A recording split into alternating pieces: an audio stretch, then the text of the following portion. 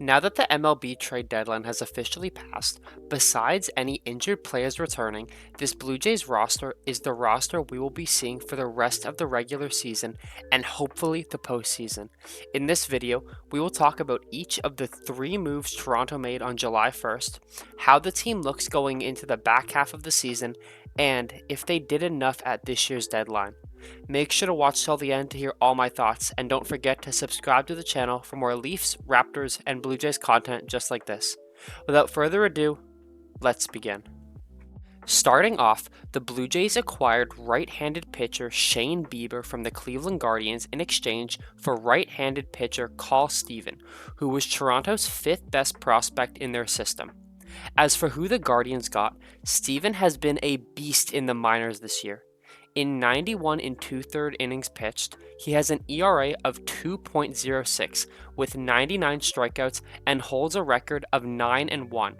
He is only 22 years old, and if he continues to develop at the rate he's currently developing at, he could be a phenomenal player for Cleveland. This is a high-risk, high-reward move for the Blue Jays because the player they got back in Shane Bieber could be a beast for them. Bieber has been a two-time All-Star, won the Cy Young, Triple Crown, and Golden Glove Award, and holds a 3.22 ERA along with a 62 and 32 record across his 7-year MLB career. The big problem is he is currently recovering from Tommy John surgery. However, he is extremely close to returning and has been pitching great during his rehab stints in the minors. Obviously, the minors is nothing like the big leagues, but this is a promising sign. If Bieber can pick up where he left off and return to his pre-injury self, the Blue Jays might have just found their next ace. Like I just said, this is a high-risk, high-reward move, but with the help of the Blue Jays medical staff and pitching coach Pete Walker, I have no doubt they can help Bieber become a crucial part of Toronto's pitching staff. Moving on, about 20 minutes before the deadline ended, Toronto sent infielder Will Wagner to the San Diego Padres in exchange for catcher Brandon Valenzuela. To be honest, this move was strictly to free up a roster spot. Wagner simply lost his spot on the team and was getting outplayed by people like Schneider, Loperfido, and Clement. He now gets a fresh start in San Diego where he can hopefully bounce back. Valenzuela is currently hitting .229 with 12 home runs and 46 RBIs in AA this year. He is 24 years old and still does have more time to progress. However, I unfortunately wouldn't bet on him making this team anytime in the foreseeable future. Once again, this was simply a move to free up a roster spot for a trade that we would see later in the day. Finally, right before the deadline officially passed, the Blue Jays acquired right-handed pitcher Luis Varlin and first baseman Ty France from the Minnesota Twins in exchange for Toronto's 7th-ranked prospect Alan Rodin and 11th-ranked prospect Kendry Rojas. I was excited to see Rodin going into the season, but in his limited time in the big leagues, he was fairly disappointing, batting .204 with only 1 home run and 8 RBIs.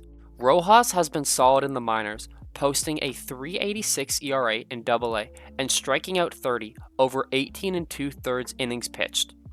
As for who the Jays acquired, France batted .251 with 6 home runs and 44 RBIs with the Twins this season. He is a solid depth piece and can hopefully come in and provide some good secondary offense to this team when needed. Luis Varlin, on the other hand, is not just some depth piece.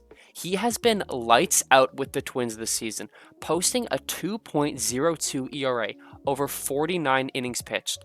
He is under team control for the next 6 years and can provide some great low-event innings to this Jays bullpen, something they desperately needed. So, how did Toronto do at this deadline? Honestly, they did solid. Their biggest need was pitching help by far, and I thought they addressed that beautifully. Now, this team did need another power bat, and they did not address that. Ty France simply isn't going to cut it. I would have loved somebody like Steven Kwan, but we don't all get what we want sometimes. I do think people are forgetting we have Anthony Santander, and if he can remember how to hit a baseball whenever he comes back, that solves basically all of this team's problems. They did get pumped by Kansas City today. However, they are still first in their division, and if all of their pieces can come in and simply do their jobs, I think they can hold on to that position. All in all, I think Ross Atkins did a good job with the trades he made, and I'm excited to watch this team play some meaningful baseball late in the regular season once again. So that does it for this video. If you're new to the channel and you've liked what you've seen, please be sure to subscribe, like the video, and turn on notifications so you know whenever we upload. Also, be sure to leave a comment telling us how you like the Blue Jays deadline acquisitions. We appreciate you all taking time out of your days to watch our videos, and hopefully we will see you all again very soon.